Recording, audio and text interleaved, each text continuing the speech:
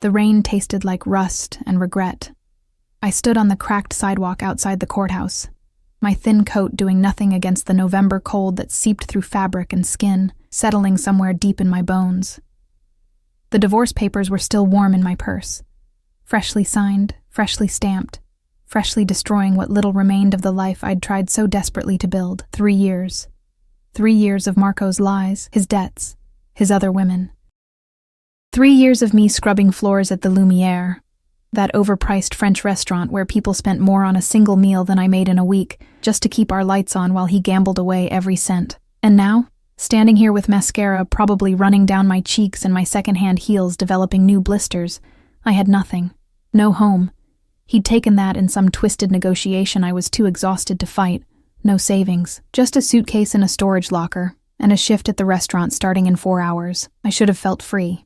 Instead, I felt hollow. The city moved around me like I didn't exist. Taxis splashing through puddles, businessmen in expensive suits hurrying past without a glance. The whole world spinning while I stood still. Invisible. I'd always been invisible. To Marco. To his family who looked at me like I was dirt he'd tracked in on his shoes. To everyone except the kitchen staff at Lumiere, who knew my name because I was there 6 days a week, smiling through the exhaustion, pretending my life wasn't falling apart. I pulled my coat tighter and started walking. Nowhere to go, but standing still felt worse. The Lumiere sat in the heart of the financial district, all crystal chandeliers and marble floors, the kind of place where old money whispered over wine that cost more than my monthly rent used to be. I slipped through the service entrance, the familiar smell of garlic, butter, and expensive perfume wrapping around me like a bitter embrace. Ella. Marie, the hostess, grabbed my arm as I headed for the staff room. Her perfectly manicured nails dug in slightly. Thank God you're early. We have a situation. My stomach dropped. I can't lose this job, Marie. Not today.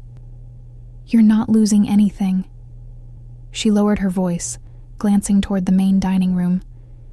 But we need you on the floor tonight. Sophia called in sick, and we have the Valentino party in the private room. Private room meant high rollers. High rollers meant generous tips. Tips meant maybe I could afford a decent motel instead of sleeping in the restaurant storage room again. I'll do it, I said, probably too quickly. Marie's expression softened. She knew. Everyone knew about the divorce, about Marco, about how I'd shown up last week with a bruise on my wrist that I'd tried to cover with foundation. Change quickly. They'll be here in 20 minutes.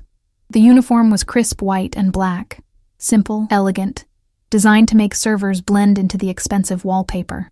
I stared at myself in the staff bathroom mirror, trying to fix the damage. My dark hair hung limp around my face, and my green eyes looked too big, too exposed. At 26, I should have looked young, vibrant. Instead, I looked like someone who'd survived something.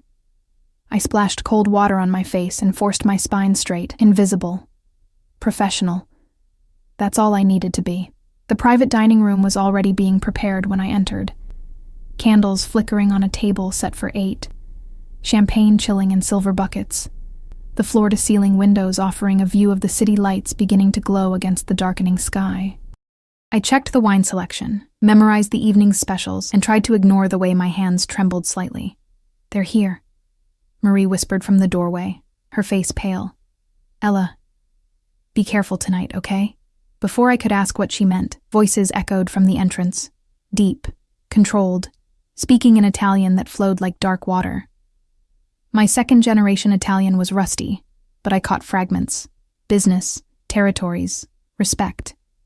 Then he walked in. I'd served countless wealthy men in this restaurant. Bankers, CEOs, politicians, all of them carrying that particular arrogance that came with power and money. But this was different. This was something that made the air itself change, made every server in the vicinity suddenly find reasons to be somewhere else.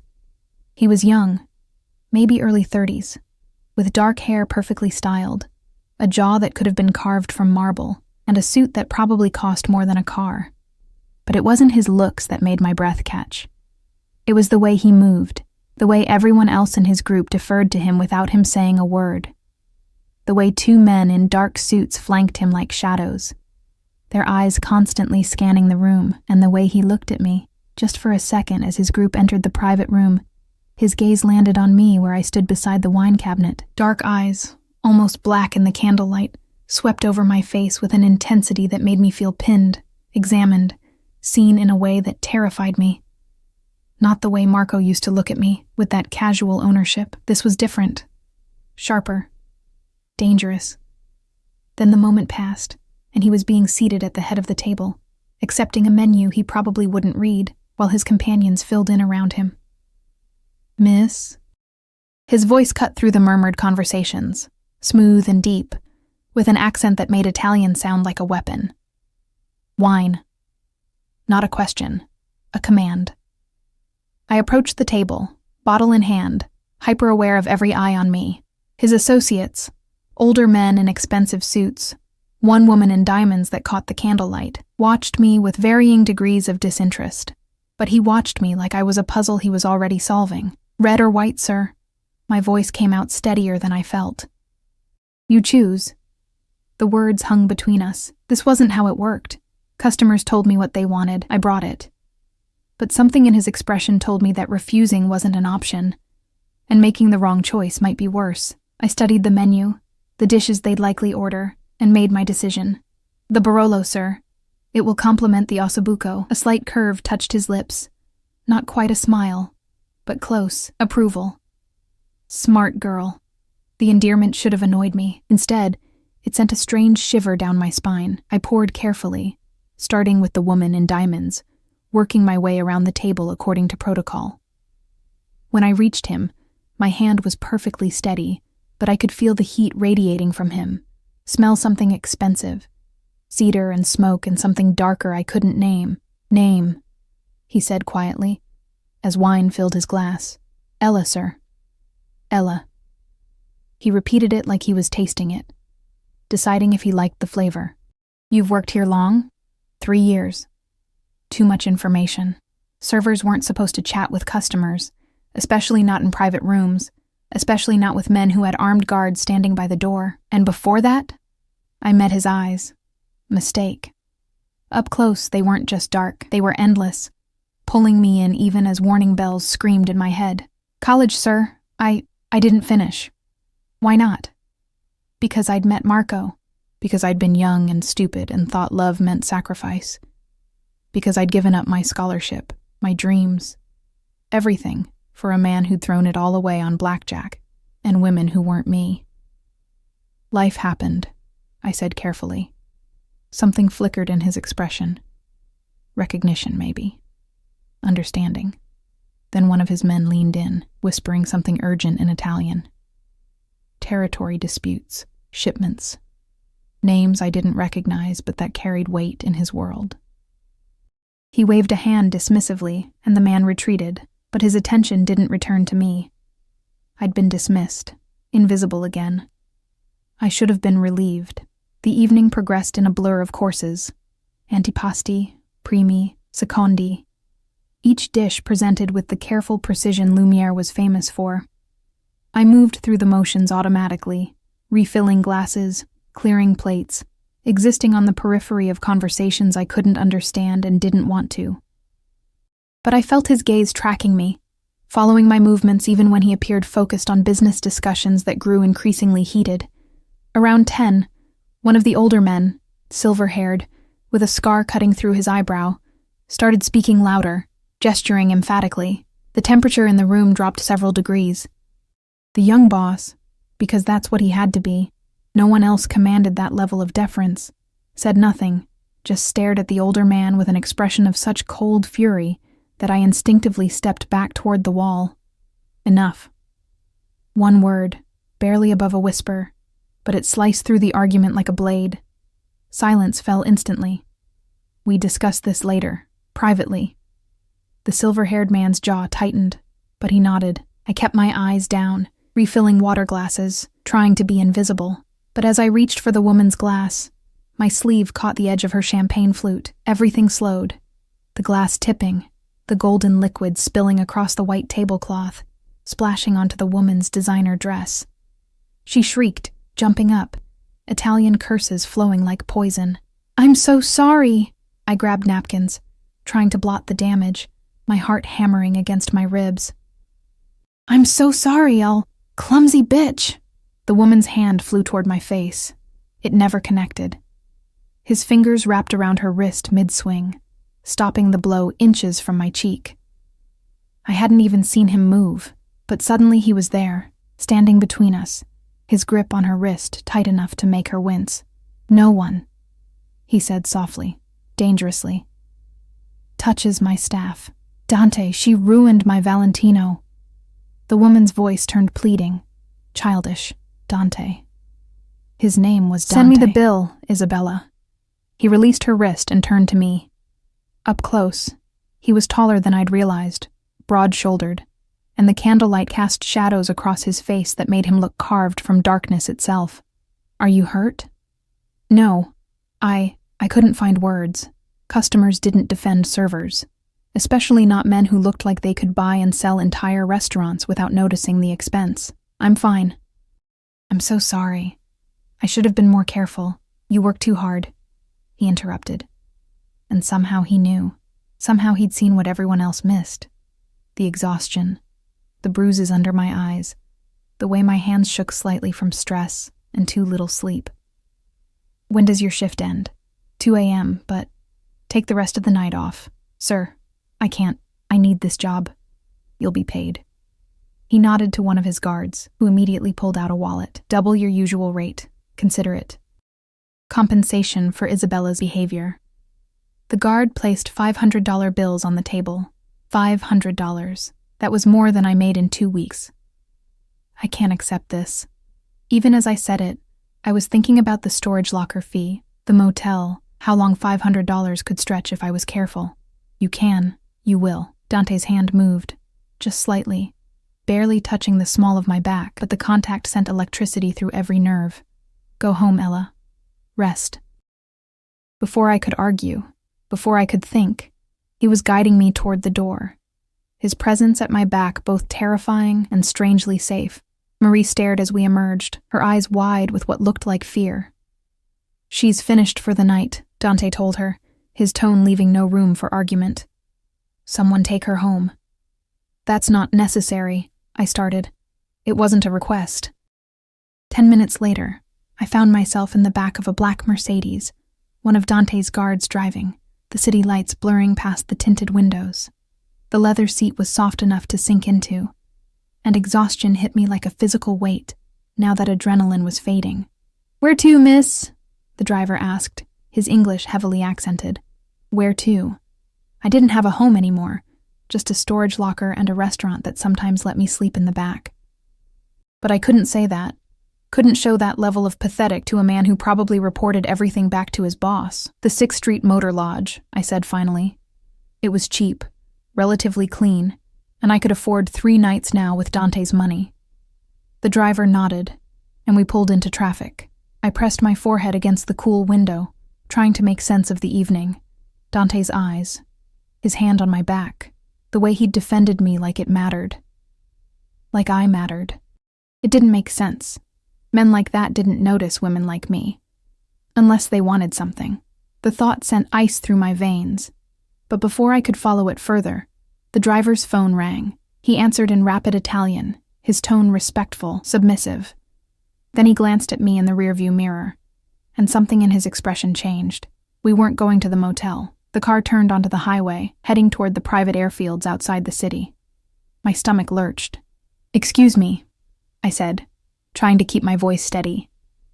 "This isn't the way to 6th Street. Change of plans, miss."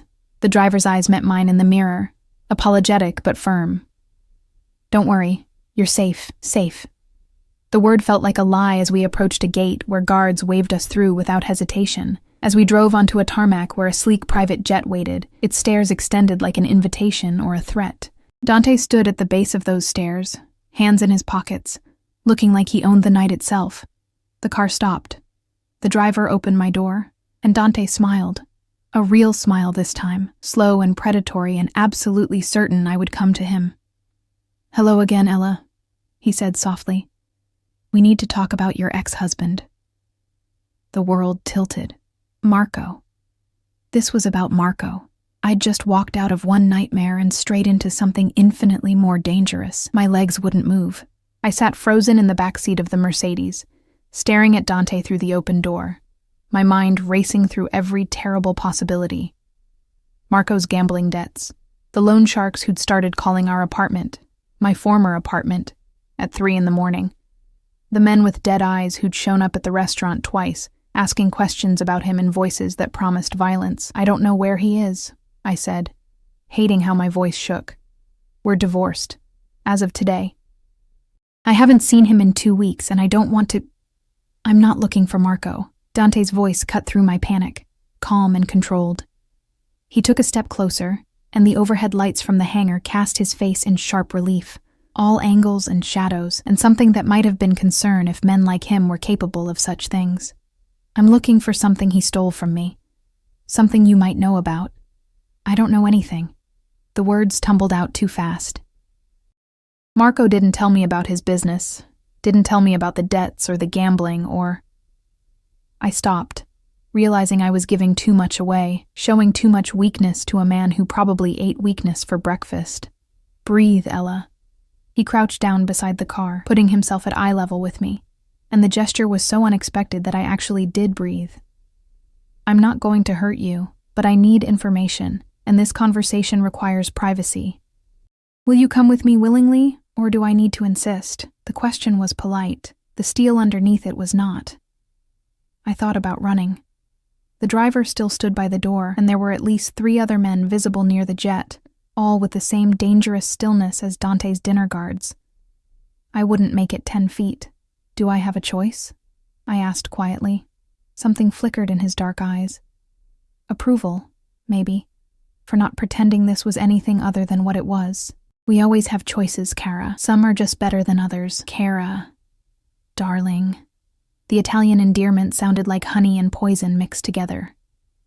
I climbed out of the car on legs that felt like water.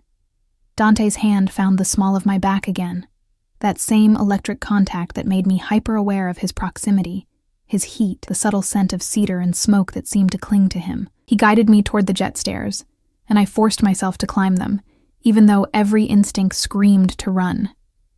The interior of the jet was exactly what I'd expected. Cream leather seats, polished wood accents, soft lighting that somehow made everything feel intimate despite the space. A bar occupied one wall, crystal glasses gleaming. At the back, a door stood partially open, revealing what looked like a bedroom. I stopped just inside, my hands clenching into fists at my sides. I don't know what Marco stole from you, but I have nothing. No money, no property, nothing. The apartment was his family's, and they kept it. My car got repossessed 3 months ago. Everything I own fits in one suitcase.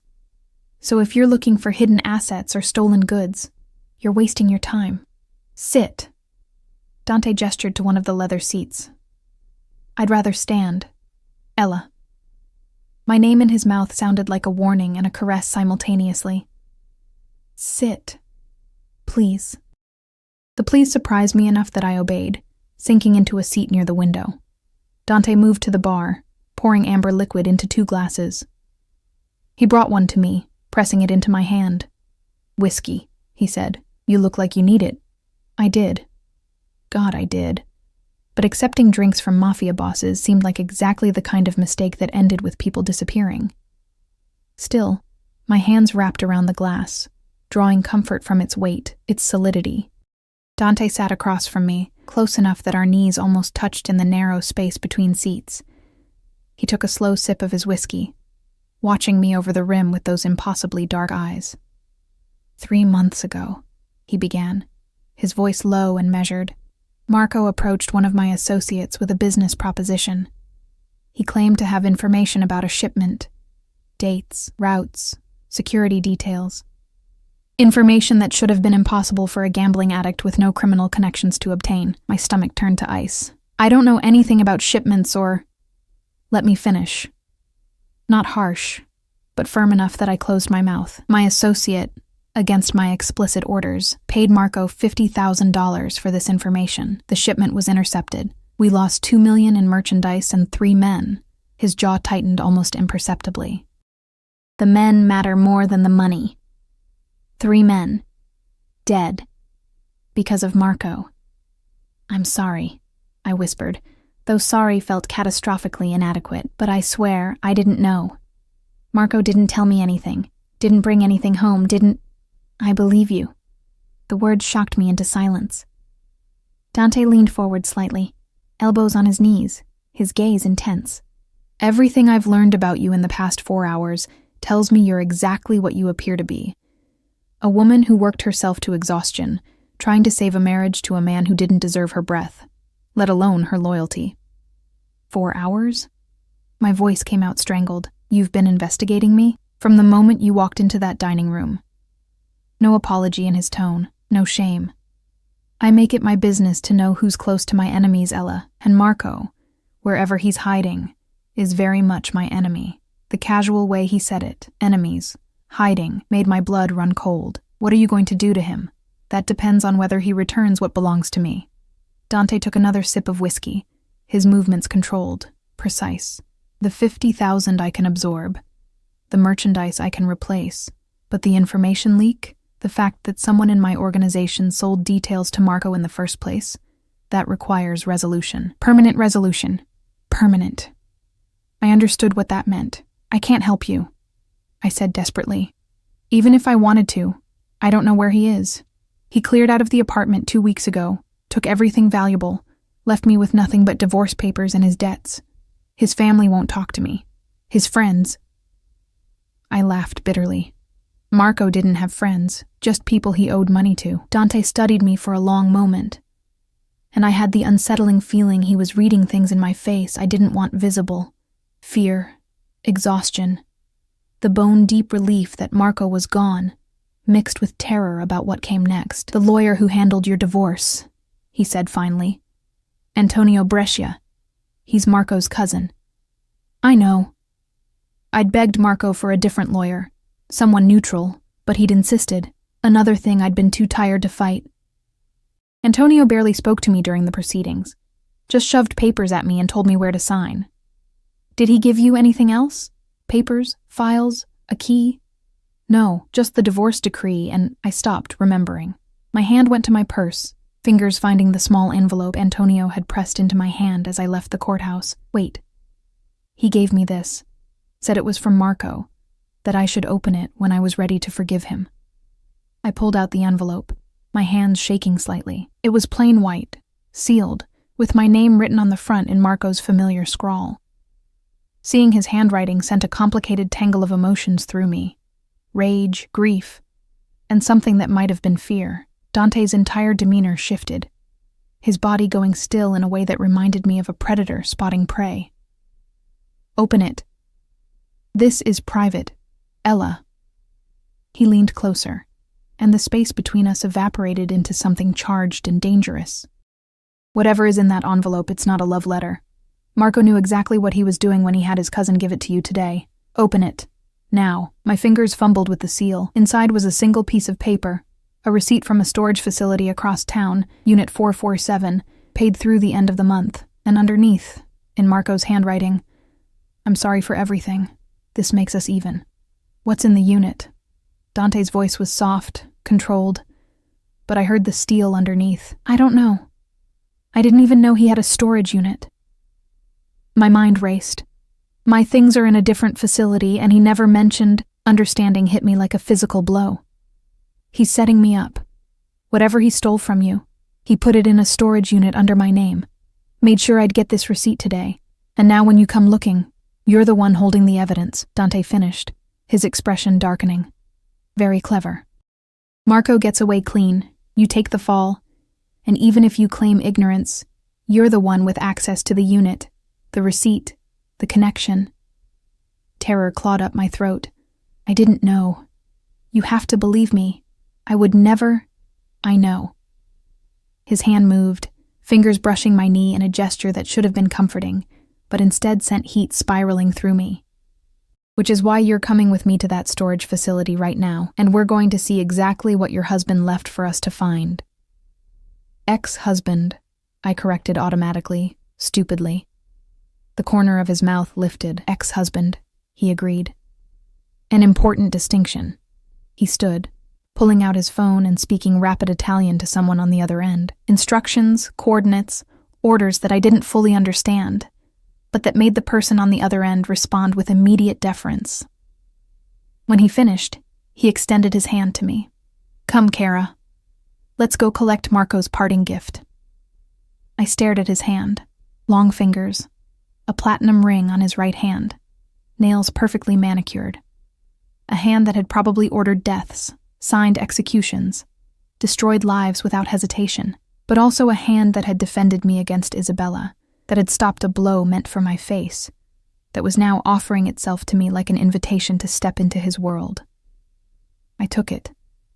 What choice did I have? His fingers closed around mine, warm and strong, and he pulled me to my feet with effortless strength. We were too close suddenly, close enough that I had to tilt my head back to meet his eyes, close enough that I could see flecks of gold hidden in all that darkness. You're safe with me, he said quietly, and it should have been a lie. Everything about him screamed danger. But something in his voice, in the way his thumb brushed across my knuckles, made me want to believe him. Am I? I whispered. From everyone but me. His smile was sharp, honest. But I have no intention of hurting you, Ella. Quite the opposite. Before I could ask what that meant, he was guiding me back down the jet stairs, back into the Mercedes where the driver waited with engine running. Dante slid in beside me this time, close enough that his thigh pressed against mine, close enough that I could feel his body heat in the cool leather interior. The car pulled away from the airfield, heading back toward the city, and I watched the lights blur past while trying to process everything that had happened in the last hour. This morning, I'd been married. This afternoon, I'd been divorced. Tonight, I was sitting next to a mafia boss who somehow knew more about my life than I did, racing toward a storage unit that might contain evidence of crimes I didn't commit but would absolutely be blamed for. Why are you helping me? The question escaped before I could stop it. If you think Marco set me up, why not just leave me to deal with the consequences? Dante was quiet for a long moment, his profile sharp in the passing streetlights. When he finally spoke, his voice held something I couldn't quite identify. Because when I walked into that dining room tonight and saw you standing there looking like you'd survived a war, something in me recognized something in you. Survivors know survivors, Ella. And you've been surviving something terrible for a long time. You don't know me, I said, but even as the words left my mouth, they felt like a lie. He'd seen me, truly seen me, in a way no one had in years, not yet. His hand found mine in the darkness, lacing our fingers together in a gesture that felt both possessive and protective. But I intend to. The storage facility loomed ahead, all concrete and fluorescent lights and chain-link fencing. The driver pulled up to the gate, where two of Dante's men already waited. The same guards from the restaurant, now dressed in dark clothing that made them blend into shadows. One approached Dante's window as it lowered. Unit 447, second building, 4th floor. No cameras in the stairwells, and we've taken care of the night manager's very sudden need to take a break. Good. Dante squeezed my hand once before releasing it. Stay close to me, understand? Don't touch anything. Don't open anything. If there's trouble, you get behind me immediately. What kind of trouble? My voice came out smaller than I wanted. The kind that involves people not wanting us to find what Marco left behind. He opened his door, then paused, turning back to look at me with an intensity that stole my breath. I meant what I said, Kara. You're safe with me. I protect what's mine. What's mine? The words should have offended me, should have made me argue that I wasn't his, wasn't anyone's.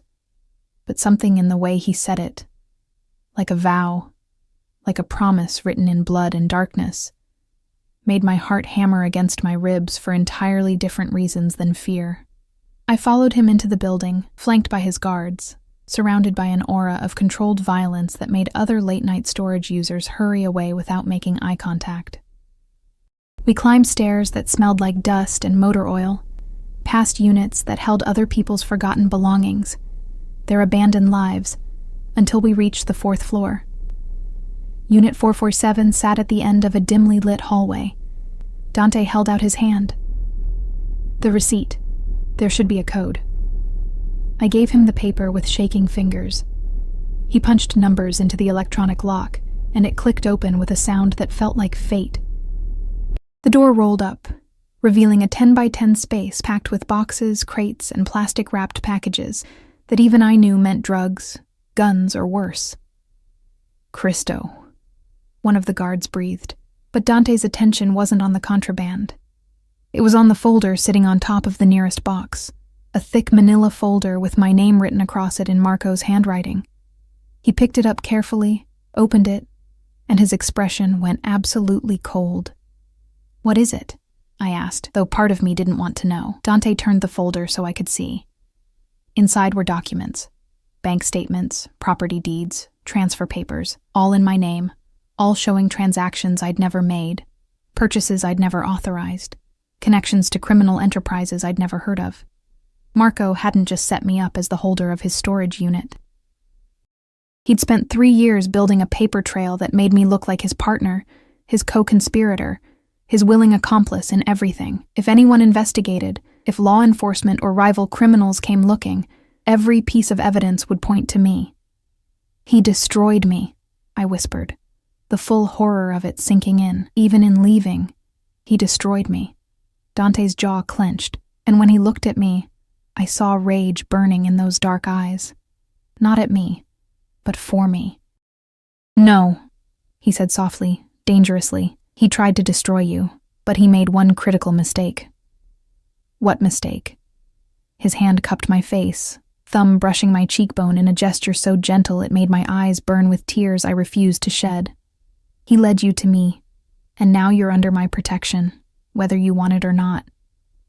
Anyone who comes for you comes through me first." The words should have terrified me.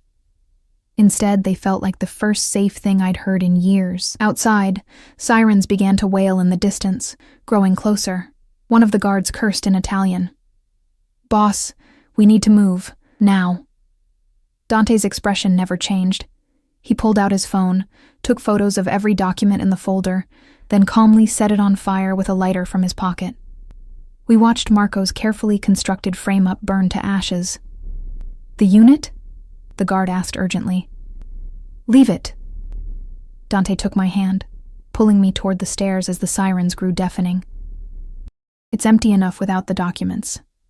Nothing connects back to her now." We ran through the building, my heels clicking frantically against concrete. Dante's hand firm around mine, his body positioned to shield me from whatever came. Behind us, I heard shouts, footsteps, the chaos of a raid happening exactly when Marco must have planned for it to happen. Right after he'd made sure I had the receipt, right after he'd ensured I'd be caught red-handed. But we burst through a side exit I hadn't noticed before, into an alley where the Mercedes waited with engine running. Dante practically threw me into the back seat, sliding in after me, and the driver peeled away from the curb with the kind of precision that came from practice. Through the back window, I watched police cars surround the storage facility, watched officers swarm inside, and knew with absolute certainty that if Dante hadn't been there, if he hadn't burned those documents, I would be in handcuffs right now facing charges I couldn't defend against. "You saved me," I breathed, turning to look at him in the darkness of the car. "Why?" Dante's hand found my face again, his touch impossibly gentle for a man capable of such violence. "Because the moment I saw you tonight, exhausted and bruised and still standing, still surviving, still fighting, I knew you were mine to protect, mine to keep." His thumb traced my lower lip, and heat flooded through me despite everything. "And I always protect what's mine, Kara. Always." The possessiveness in his words should have sent me running. Instead, I leaned into his touch like a flower turning toward the sun, starved for warmth after years in Marco's cold shadow. "Where are we going?" I asked softly.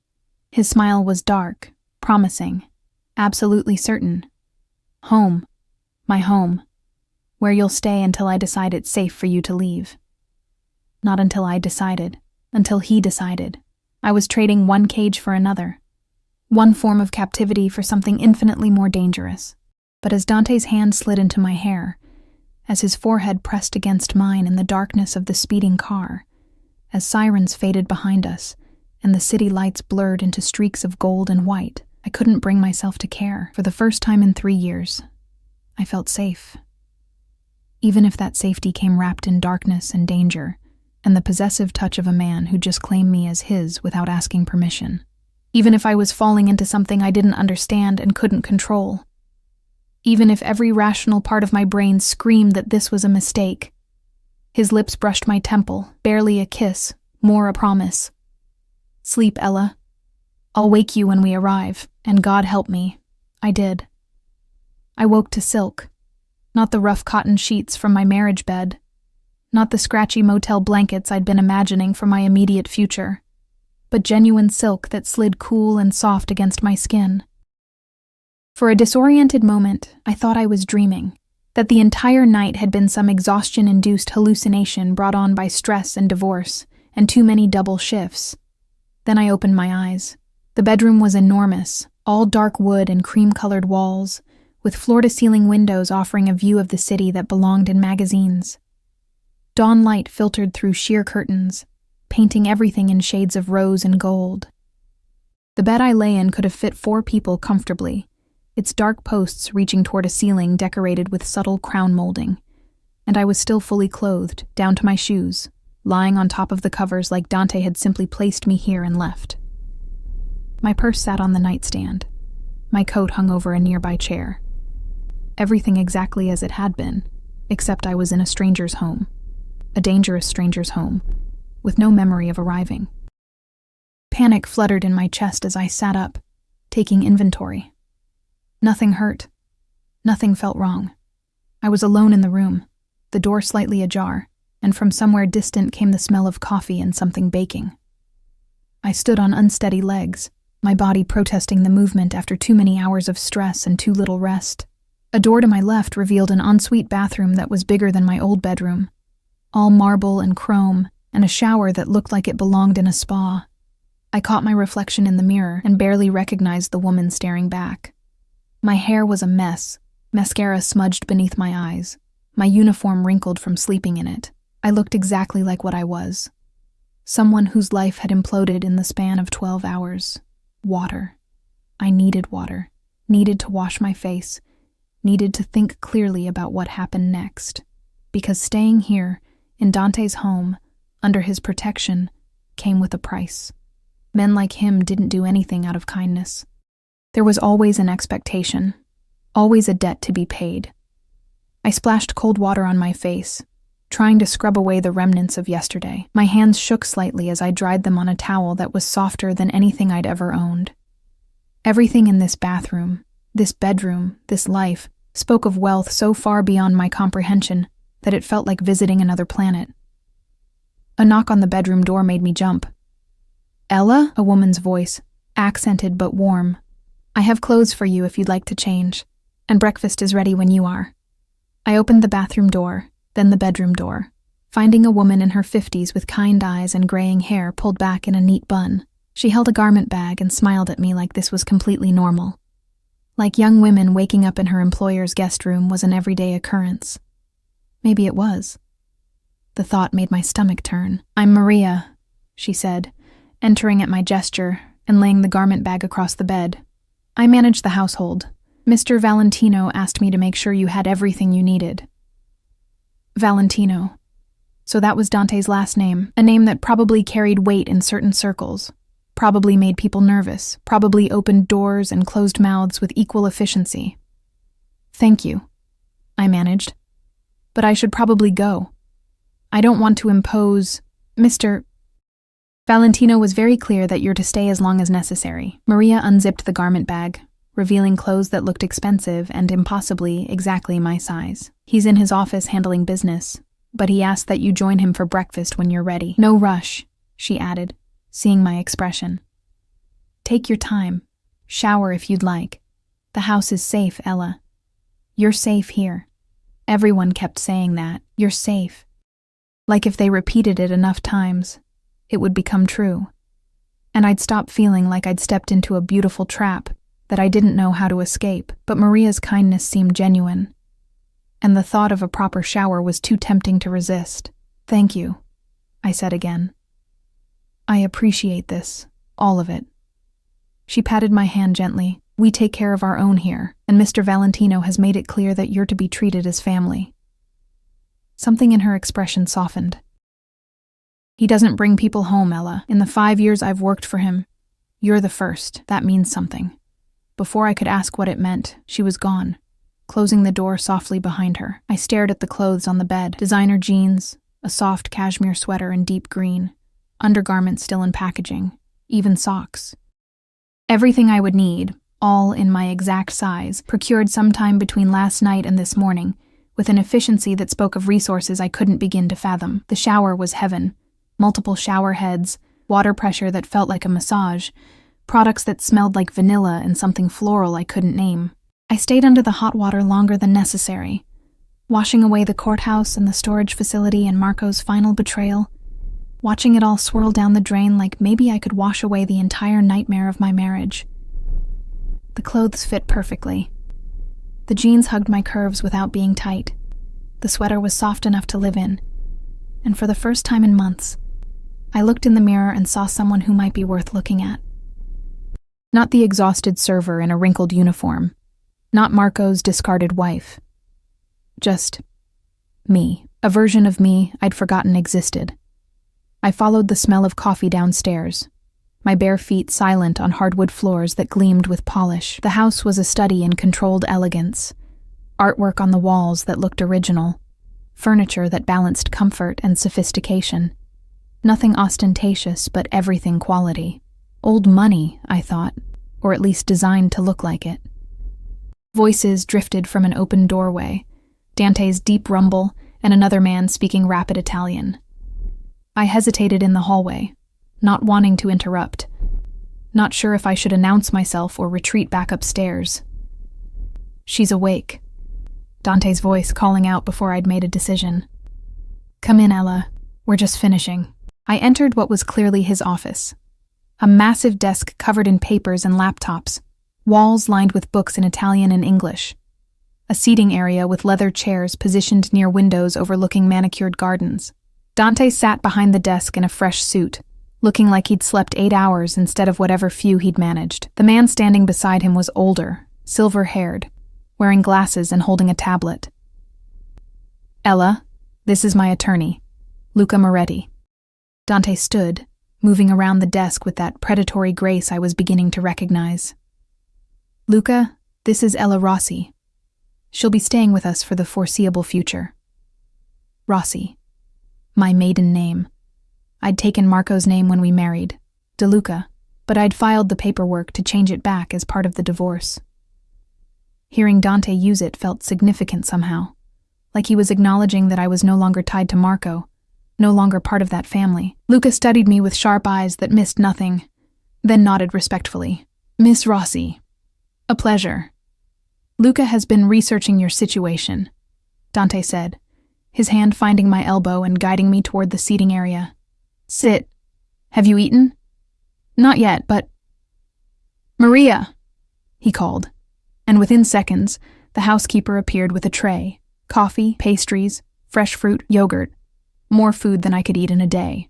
She set it on the table in front of me with a warm smile before disappearing again. I realized then how this must work. Dante spoke, and people materialized to fulfill his wishes before he had to ask twice. A life of absolute authority, absolute control, where his word was law and questioning him probably wasn't healthy. "Your legal situation is complicated," Luca began, settling into a chair across from me while Dante sat close enough that our knees touched. "Marco built a convincing paper trail suggesting your involvement in his activities. However, your employment records, bank statements, and the testimony of your coworkers all support your claim of ignorance. The divorce filing helps. It establishes that you were separating yourself from him before the raid. But—" I heard the word he hadn't said. "But if federal investigators decide to pursue charges, you'll need a strong defense. Marco made it look like you were a willing participant, and proving otherwise will require resources." He glanced at Dante. "Expensive resources. Cost isn't a concern," Dante said flatly. "Whatever she needs, make it happen." "I can't accept that." I forced the words out, even though accepting was so tempting I could taste it. "I don't have any way to pay you back, and I can't start a new life buried in debt to—" I stopped, not sure how to finish that sentence. "To a crime boss?" To a man I'd met 12 hours ago? To someone who made me feel things I had no business feeling? Dante's hand covered mine, silencing my protests. You're not going into debt, Kara. Consider it compensation for the years you spent suffering because of a man connected to my world. If I'd known what Marco was, what he was doing to you, I would have intervened much sooner. The words were possessive, protective, and completely insane. You didn't know I existed until last night. And yet here we are. His thumb traced circles on my palm, and I hated how that simple touch made it hard to think clearly. Luca, what else? The storage unit raid yielded significant evidence. Drugs, weapons, stolen merchandise from multiple sources. Without the documents connecting Miss Rossi to the operation, the investigation will likely focus on Marco and his known associates. However, she should expect to be questioned. I recommend she doesn't speak to any authorities without representation present. She won't be speaking to anyone without my approval, Dante said, his tone leaving no room for argument, and she certainly won't be doing it alone. What about protective measures? I've filed paperwork establishing her residence here as of last night, with you listed as her employer in a household management capacity. It provides legitimate reason for her presence, and establishes a degree of legal protection under your umbrella. Luca's careful word choice made it clear he was dancing around Dante's actual business. I've also begun proceedings to seal her previous address and ensure any attempts to locate her are directed through my office first. My head spun. Wait, you're saying I work for Dante now and that I live here? When was I going to be consulted about any of this? Both men looked at me with expressions that made it clear consultation wasn't really part of their vocabulary. You needed protection, Dante said simply. I'm providing it. Unless you'd prefer to face Marco's mess alone, without resources, without support, while your ex-husband's enemies and the authorities both hunt for answers you don't have. Put like that, my options were clear. Accept Dante's help and whatever strings came attached, or face certain destruction trying to navigate this alone. I'm not a charity case, I said quietly, needing them to understand that much. And I won't be. I couldn't say it. Couldn't voice the fear that Dante's protection came with expectations of the physical variety. That I was being set up as some kind of mistress or kept woman. Understanding flickered in Dante's eyes. He turned to Luca. Give us a moment.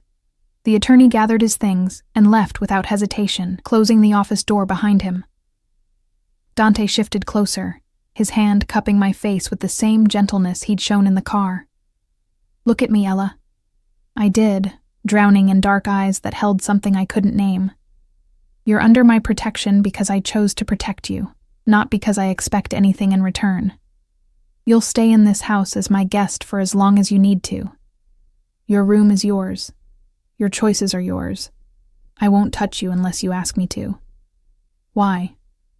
The question burst out. Why would you do all this for someone you don't even know? His jaw tightened, and for a moment, I saw something raw flash across his face, something that looked almost like pain. Because 3 years ago, I watched my sister marry a man who seemed perfect, charming, successful, from a good family. Within 6 months, she was a shadow of herself. Thin, scared, always making excuses for bruises and canceled plans. His hand dropped from my face, curling into a fist. By the time I realized what was happening, by the time I intervened, he'd broken her so thoroughly that she's still in therapy, still afraid of her own shadow. Dante. I breathed his name, understanding blooming painful and clear. When I saw you last night standing in that dining room looking like you'd survived a war, I saw Sophia. I saw what she could have become if I hadn't pulled her out, and I swore to myself that if I had the power to save someone else from that fate, I would, no matter what it cost. The raw honesty in his voice made my throat tight. I'm not your sister. No. His eyes met mine again, burning with something that made heat pool in my stomach. You're not. Which is why this is complicated in ways I'm still figuring out. But my offer stands. Protection, resources, safety. No strings attached beyond you allowing me to keep you safe. I should have said no. Should have insisted on handling this alone, on maintaining my independence, on not letting another man control my life regardless of his intentions. But I was so tired of fighting, tired of struggling, tired of being strong when I had nothing left to be strong with. "Okay," I whispered, "but I need to contribute something. I can't just live here as a guest indefinitely. Let me work, cooking, cleaning, something. Please." A small smile curved his lips. "Maria would kill me if I put you to work in her kitchen, but if you need purpose, we'll find something. Deal, deal." He stood, extending his hand to help me up, and when I took it, he didn't let go. Instead, he led me toward the door, his body angled protectively as we moved through his home. "Come. Let me show you the rest of the house. You should know where everything is." The tour was surreal. A media room with a screen bigger than my old bedroom, a library that smelled like leather and old paper, a gym that looked professional, a kitchen where Maria presided over staff I hadn't known existed. Every room was beautiful, elegant, clearly expensive, and completely foreign to the life I'd known. But it was the garden that stole my breath. We stepped through French doors onto a terrace that overlooked acres of manicured grounds, flowers I couldn't name, stone pathways winding through green spaces, a fountain in the distance catching morning light. It was peaceful, beautiful, and so far removed from my cramped apartment and Marco's constant chaos that I felt tears prick my eyes. "You can come out here whenever you want," Dante said softly, standing close enough that I felt his warmth. "The grounds are secure. Monitored. You're safe to walk, to sit, to just breathe. Just breathe. When was the last time I'd been able to do that?"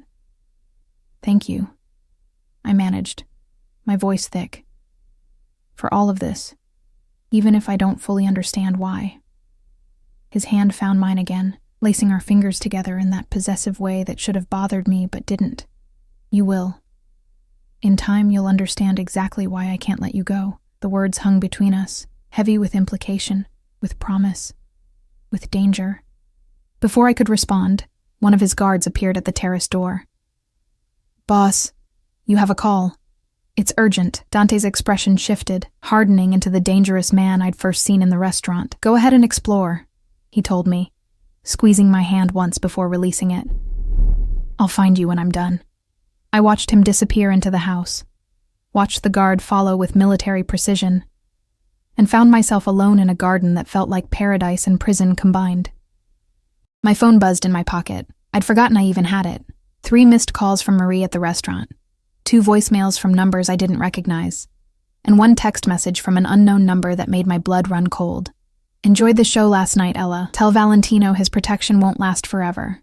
Marco sends his regards." My hands shook so badly I nearly dropped the phone. Marco knew where I was, knew I was with Dante, knew enough to send threats that felt like promises. I spun around, looking for cameras, for guards, for any sign I was being watched. The garden suddenly felt exposed, vulnerable, the beauty transforming into threat. "Dante!" I ran back toward the house, my heart hammering, fear clawing up my throat. "Dante!" He emerged from his office, already moving toward me with guards materializing from nowhere, and his expression told me he'd somehow known, somehow anticipated this. I thrust the phone at him with shaking hands. He read the message, and his face went absolutely cold. Colder than I'd seen, colder than I'd imagined possible. "Get Luca back here now," he told one guard. To another, "I want surveillance doubled, no one in or out without my explicit approval, and I want Marco's location within the hour." His eyes found mine, and beneath the ice was fire, and someone find out how he got her number and burn that source to the ground. He pulled me against his chest, one arm wrapping around me while he continued issuing orders over my head. I pressed my face against his shirt, breathing in cedar and smoke, letting his strength hold me up when my legs felt like giving out. "He's not going to stop," I whispered. "He's going to keep coming. Let him come." Dante's voice rumbled through his chest, dark with promise. "Let him try. He'll learn very quickly that touching what's mine is the last mistake he'll ever make." What's mine? Again those words. Possessive, absolute, terrifying. And God help me, I wanted to be his. Wanted the protection, the safety, the certainty that someone powerful enough, dangerous enough, would stand between me and the world that wanted to destroy me, even if it meant belonging to a man who ruled through fear and violence. Even if it meant trading one form of captivity for another. Because at least this cage came with gardens, with silk sheets, with a man whose touch made me feel alive instead of invisible. At least this time, I was choosing the trap. Dante's lips brushed my temple. Barely a kiss. Pack nothing, he murmured against my skin. You're not going anywhere, Kara. Not now. Not ever. The finality in his voice should have terrified me. Instead, it felt like coming home. The next 3 days passed in a strange suspension of reality. Dante's home became my world. A gilded fortress where armed guards patrolled invisible perimeters, and every window held bulletproof glass I wouldn't have noticed if Maria hadn't mentioned it, while showing me how to work the climate control. I existed in a bubble of enforced safety, surrounded by luxury I'd never imagined. While somewhere outside these walls, Dante's people hunted for Marco, and Marco's threats grew bolder. 2 more messages had come through before Dante's tech specialist, a quiet young man named Nico, who looked too innocent to be part of a criminal organization, wiped my phone and set me up with a new number known only to people Dante trusted. The messages had been worse than the first. Explicit threats. Descriptions of what Marco would do when he got his hands on me. Promises that Dante's protection was temporary, that eventually I'd be alone and vulnerable again.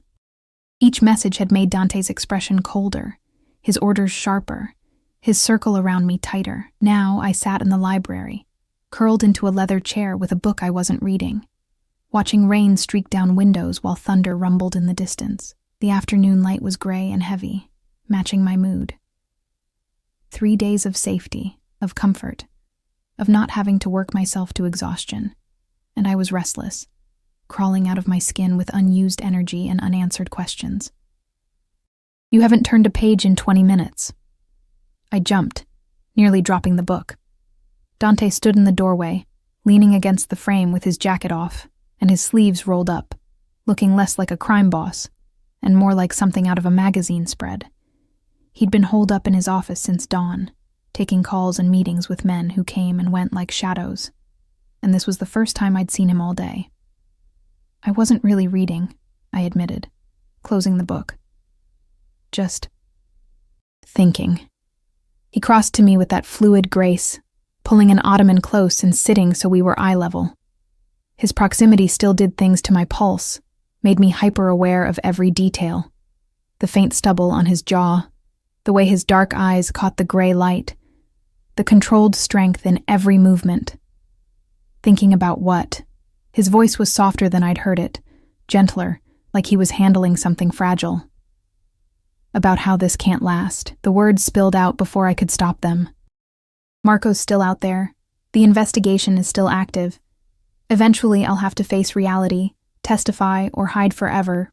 Or, I gestured helplessly at the opulent room around us. I can't live in this beautiful prison indefinitely, Dante. It's not a real life. Something flickered across his face. Hurt, maybe, or frustration. You feel imprisoned here? No. Yes. I don't know. I stood, needing movement, needing space to think. You've been incredibly kind.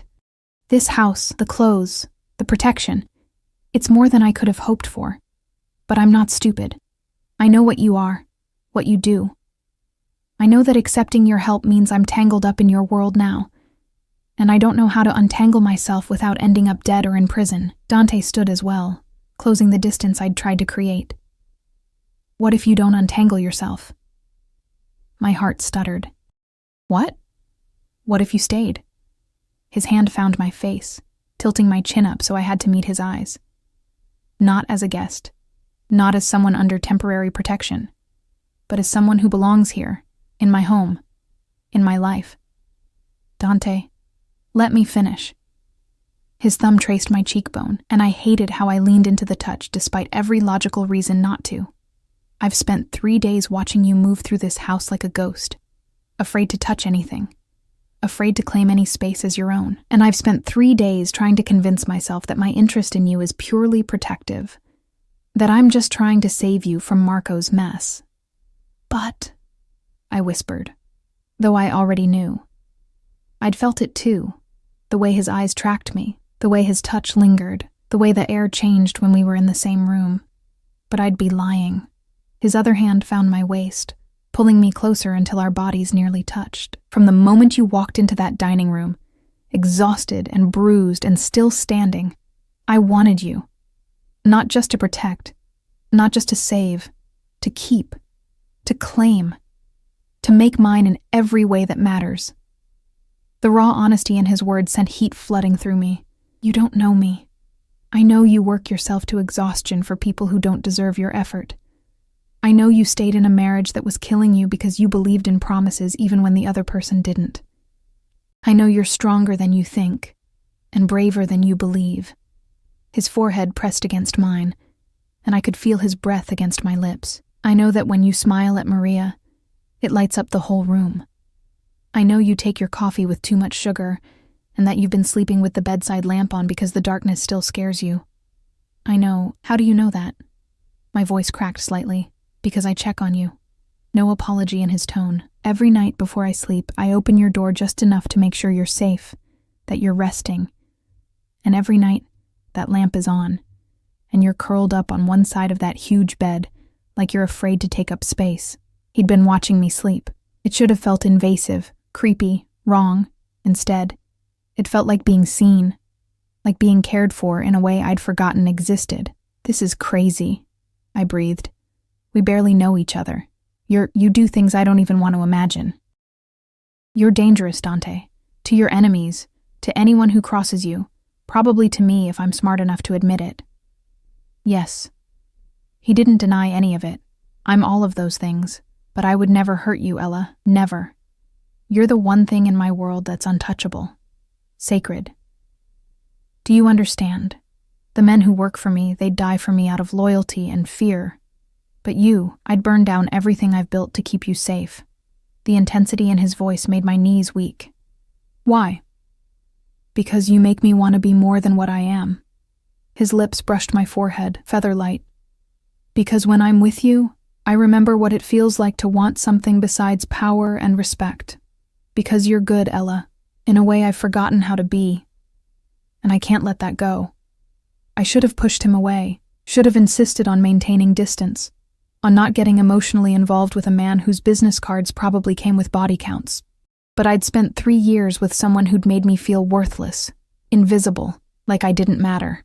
And here was Dante, dangerous and powerful, and completely focused on me, like I was the most important thing in his world. I'm not good, I whispered. I'm broken. Marco broke me so thoroughly that I don't even know who I am anymore without him defining it. Then let me help you find out. Dante's hands framed my face, and his eyes held something that looked like devotion, like possession, like promise. Stay with me. Not because you're afraid of Marco, or because you have nowhere else to go. Stay because you want to see where this goes, what we could become together. And if it doesn't work, if I realize I can't live in your world, then I'll let you go. The words sounded like they cost him something. I'll set you up somewhere safe, somewhere Marco can never find you, with enough money to start fresh. But give us a chance first, Kara. Give me a chance to show you that not all cages have to feel like prisons. Before I could respond, his phone buzzed. He ignored it, keeping his attention entirely on me, and somehow that felt more significant than anything else, that he would choose this moment, this conversation, over whatever urgent business called. The phone buzzed again, and again. You should get that, I said softly. It might be important. Reluctance crossed his face, but he pulled back slightly, checking the screen. His expression went hard instantly. It's Luca. They found Marco. My stomach dropped. Where? The airport. He's trying to leave the country. Dante was already moving toward the door, barking orders in Italian to guards who materialized from nowhere. Then he turned back to me, conflict clear on his face. I have to go. This ends tonight. What are you going to do to him? I needed to know. Needed to understand exactly what Dante was capable of. He crossed back to me, pulling me against his chest in a fierce embrace. What he deserves. What anyone who threatens you deserves. But I need to know you'll be here when I get back. That you won't run while I'm gone. Where would I go? It came out more bitter than I intended. You're right. I have nowhere else. That's not why I want you to stay. His hand tangled in my hair, tilting my head back so I had to meet his burning gaze. Stay because you want this, want us. Want to see what happens when someone actually puts you first for once in your goddamn life. Then his mouth was on mine. The kiss was nothing like I expected. Not gentle or tentative or asking permission. It was claiming, possessive, demanding. His lips moving against mine with an intensity that stole my breath and my sense and every rational thought. His tongue swept into my mouth when I gasped, tasting me like he was starving, like he'd been holding back for 3 days and couldn't anymore. I kissed him back with equal desperation, my hands fisting in his shirt, pulling him closer even though we were already pressed together. Every nerve ending lit up, every sensation amplified, until the world narrowed to just this: his taste, his touch, his body hard against mine, his possession absolute and terrifying and exactly what I needed. When he finally pulled back, we were both breathing hard. His eyes were black with want, his control visibly fraying at the edges. "Stay," he commanded, his voice rough. "Promise me." "I promise." The words left my mouth without conscious thought, pulled from somewhere deep and honest. Satisfaction blazed across his face. He kissed me once more, quick, hard, claiming, then forced himself to step away. "Lock yourself in your room. Don't open the door for anyone but Maria or me. Understood?" "Dante? Understood?" Sharper this time, laced with authority I couldn't refuse. "Yes." "Good girl." The praise sent inappropriate heat through me. Then he was gone, his guards following like a dark tide, and I was alone in the library with the taste of him still on my lips, and the rain still falling outside. I made it to my room on shaking legs, locked the door as instructed, and sank onto the bed. My fingers touched my lips, still tingling from his kiss, and I tried to process what had just happened. I'd promised to stay, promised to give whatever this was a chance, promised to trust a man whose world operated on violence and codes I didn't understand. And somewhere in the city, Dante was hunting Marco with an intent I didn't want to examine too closely. Hours crawled by. I tried to read, to sleep, to distract myself with television, anything to stop imagining what was happening at the airport, what Dante was doing, whether Marco would somehow escape again and come for me with renewed fury. Around midnight, I heard sounds in the house, voices, footsteps, doors closing. My heart raced as I listened, trying to determine if it was friend or foe, safety or threat. A soft knock on my door made me jump. "Ella?" "It's me," Dante's voice, tired and rough. I unlocked the door with fumbling fingers, pulling it open to find him leaning against the frame. His suit was disheveled, his knuckles bruised, and there was something dark on his shirt that might have been blood, but his eyes, when they found mine, held relief and something deeper. "Is it over?" I whispered. "It's over." He stepped into the room and I closed the door behind him. "Marco's in custody, federal custody. He'll be charged with multiple crimes, and thanks to some carefully placed evidence and testimony from his former associates, he'll be going away for a very long time. You didn't—" I couldn't finish the question. "Kill him?" A tired smile touched his lips. "No." Tempting as it was, death would have been too easy. He'll spend the next 20 years in a cell, knowing he destroyed his own life, knowing you're safe and thriving without him. That's a worse punishment than anything I could have done. Relief flooded through me so powerfully that my knees buckled. Dante caught me, pulling me against him, and I buried my face in his chest despite the blood on his shirt, despite everything logic said I should feel. "Thank you," I breathed.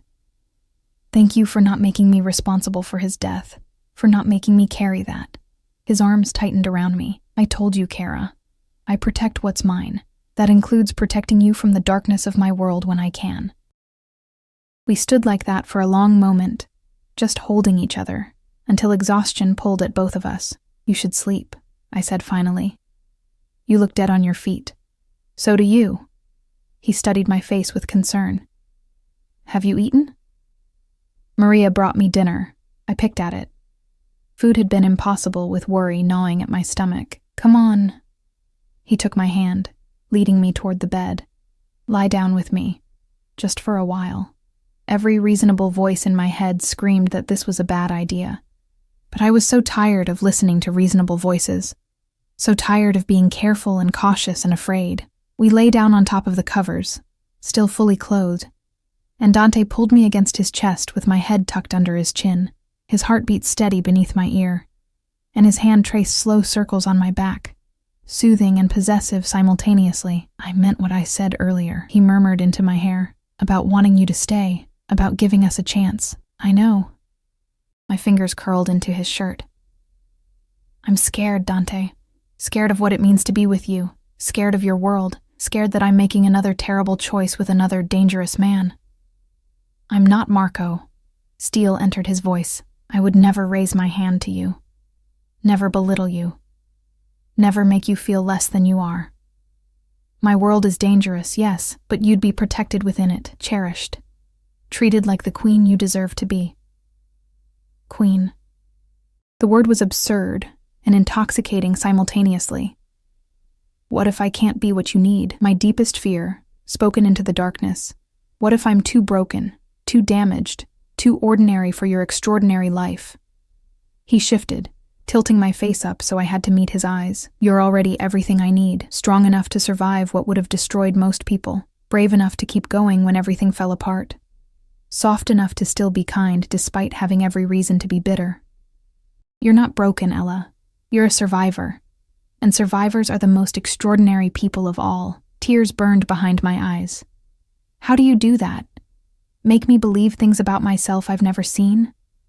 Because I see you clearly. No filters, no lies, no misconceptions. Just you. Exactly as you are, and you're magnificent." His lips brushed my forehead. "Sleep, Kara. Tomorrow we'll start figuring out what comes next. Together. Together." The word wrapped around me like a promise, like a vow, like the beginning of something that terrified and thrilled me in equal measure. I closed my eyes, letting exhaustion finally pull me under, safe in the arms of a dangerous man who somehow made me feel safer than I'd ever felt. And for the first time in 3 years, I slept through the night without nightmares, without fear, without waking every hour to check the locks.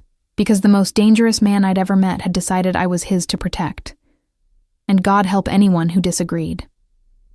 6 months later, I stood in front of the bathroom mirror, staring at a pregnancy test with 2 pink lines that seemed to glow in the soft morning light. Pregnant.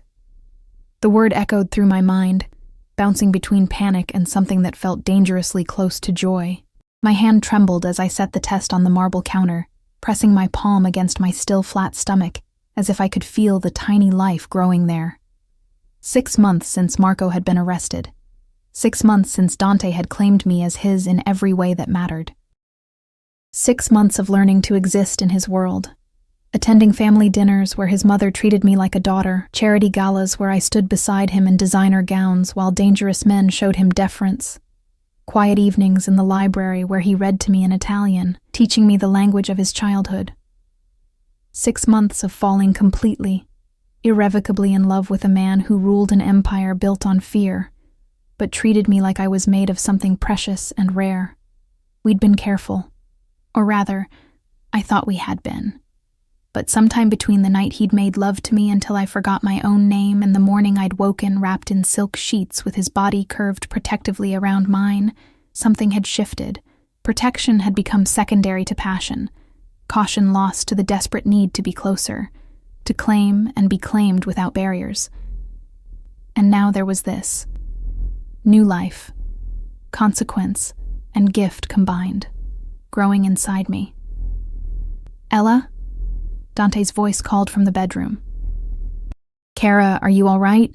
You've been in there a while." I grabbed the test, hiding it behind my back as I opened the door. He stood near the windows, already dressed for the day in a charcoal suit that made his dark eyes even more intense. The morning light caught the sharp lines of his jaw, the slight silver threading through his hair at the temples that only made him more distinguished. Mine. This beautiful, dangerous, impossible man was mine. And I was about to tell him I was carrying his child. "I'm fine," I managed, though my voice shook. "Can we talk?" Concern immediately creased his features.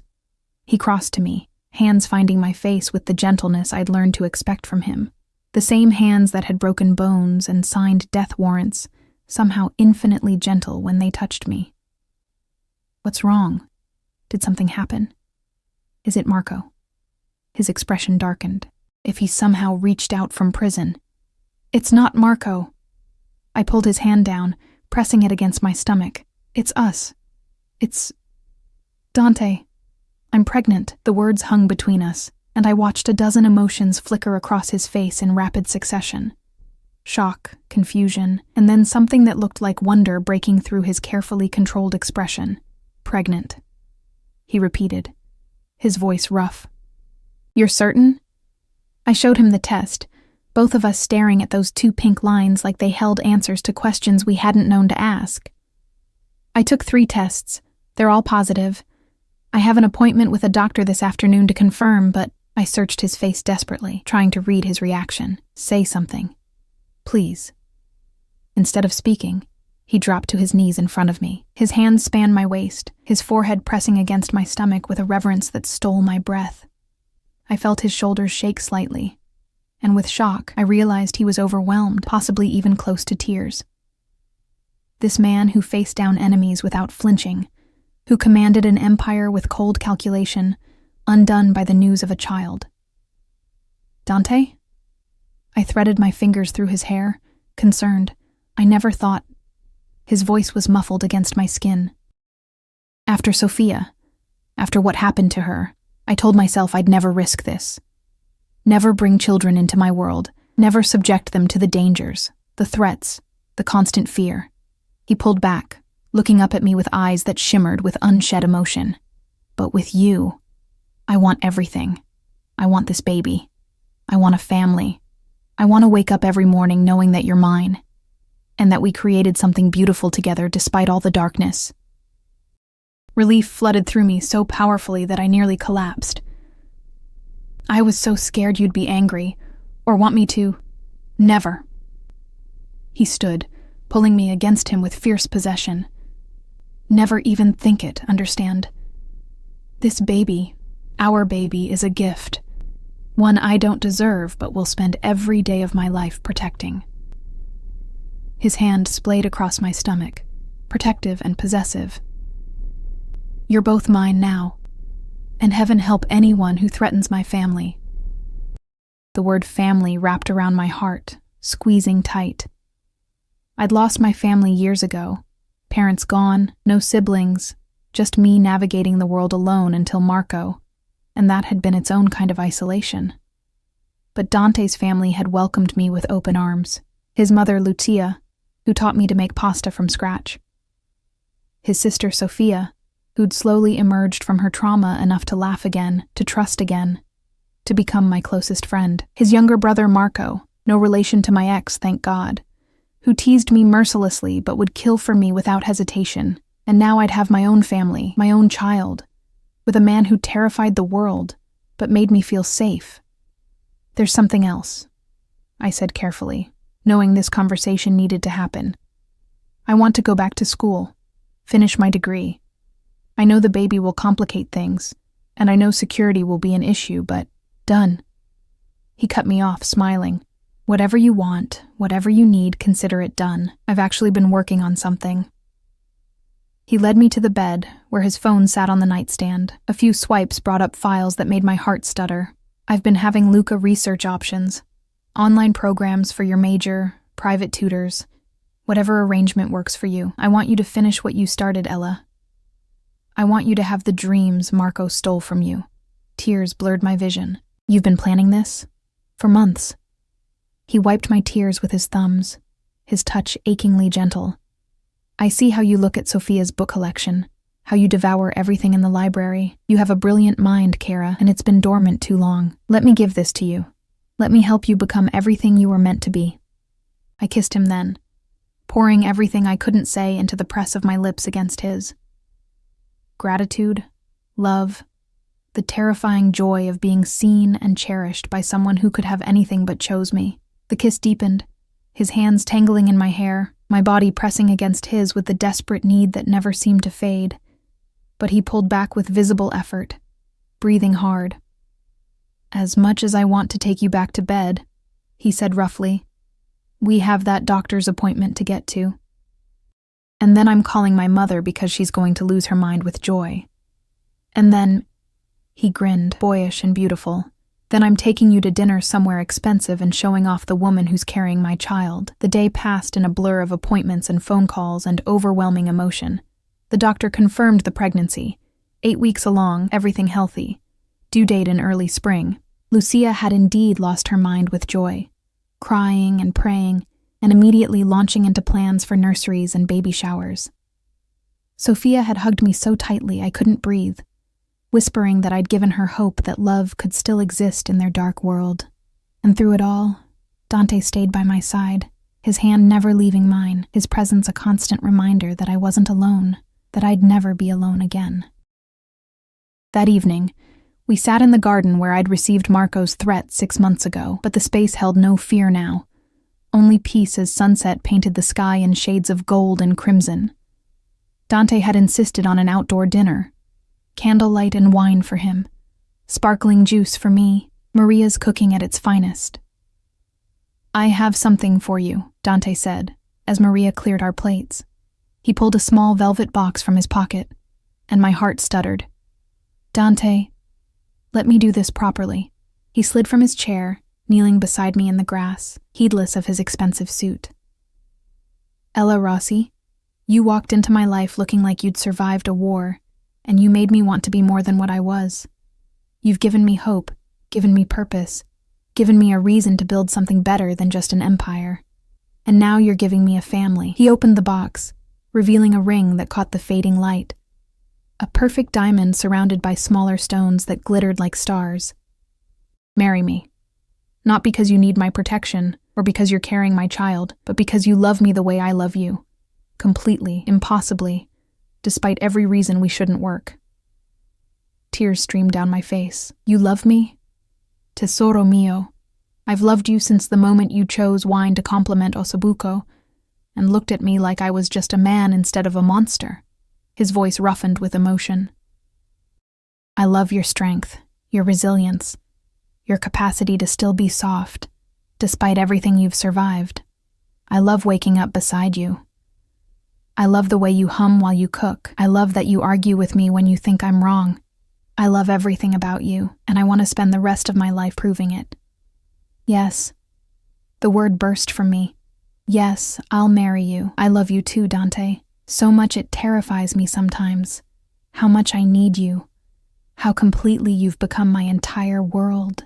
He slid the ring onto my finger, and it fit perfectly. Like everything with him, anticipated and planned and executed flawlessly. Then he was kissing me, deep and possessive and full of promise, while the garden darkened around us and candles flickered in the growing night. We made love that night, with new tenderness, new reverence, his hands mapping my body like he was memorizing every curve, every response. And when I shattered beneath him, crying his name into the darkness of our bedroom, he followed me over with my name on his lips like a prayer. Afterward, lying wrapped in silk in each other, his hand resting on my stomach where our child grew, I finally felt complete. The broken pieces Marco had left behind had been reassembled into something new, something stronger. "No regrets," Dante murmured against my hair, "about choosing this life, this world. Me? Only that I didn't find you sooner." I tilted my head to meet his dark eyes. "You saved me, Dante, from Marco, from myself, from a life of just surviving instead of living." "No, Kara." He kissed my forehead, my eyelids, my lips. We saved each other. I was becoming something cold, something inhuman, losing myself to the darkness. You reminded me what it feels like to hope, to love, to want more than just power and respect. You made me human again. 3 months later, we married in his family's chapel, a small ceremony with only those we loved most.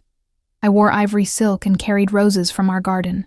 Sophia stood as my maid of honor, crying throughout the entire ceremony.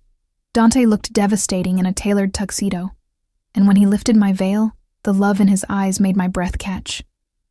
"Mia Moli," he whispered as we exchanged rings. "My wife. Mio marito." I whispered back.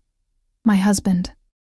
The reception was elaborate. Dante's world demanded it, but late in the evening, he stole me away to the garden, to the same spot where he'd proposed, where fairy lights now twinkled overhead and music drifted from the house. Dance with me, he said, pulling me into his arms. We swayed together, my head on his chest, his hand protective over my growing belly. 5 months pregnant now, just starting to show, carrying the future we'd created together. Thank you, I said softly, for giving me this, for giving me everything. Ella, look at me. I did, drowning in dark eyes that held absolute devotion. You gave me everything. Purpose, family, love. Everything that matters. My empire, my business, my reputation. None of it means anything compared to this. Compared to you. You're my world, Kara. You and this baby. Everything else is just details. I kissed him as stars emerged overhead, as music played, as our future stretched ahead bright and full of promise, despite the darkness that would always touch the edges of his world. Because we'd found each other in the wreckage of my broken marriage and his carefully controlled life. We'd chosen each other despite every logical reason not to, and together, we'd built something beautiful from broken pieces and dangerous circumstances. 4 months later, I gave birth to a daughter with her father's dark eyes and my smile. Dante held her with shaking hands, tears streaming unashamedly down his face, and I watched him transform completely. The feared mafia boss became just a man, a husband, a father, someone capable of extraordinary gentleness despite hands that had dealt in violence. We named her Sofia Lucia, after the women who'd welcomed me into their family, who'd taught me that love could exist even in dark places. And as I watched Dante rock our daughter to sleep, singing soft Italian lullabies while dawn light filtered through nursery windows, I knew with absolute certainty that I'd made the right choice that rainy night 6 months ago. I'd walked out of a broken marriage and into something far more dangerous, far more consuming, far more real than anything I'd known before.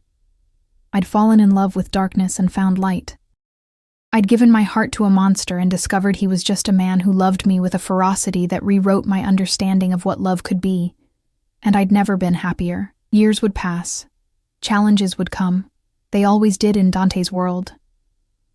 There would be threats, dangers, moments when fear clawed at my throat.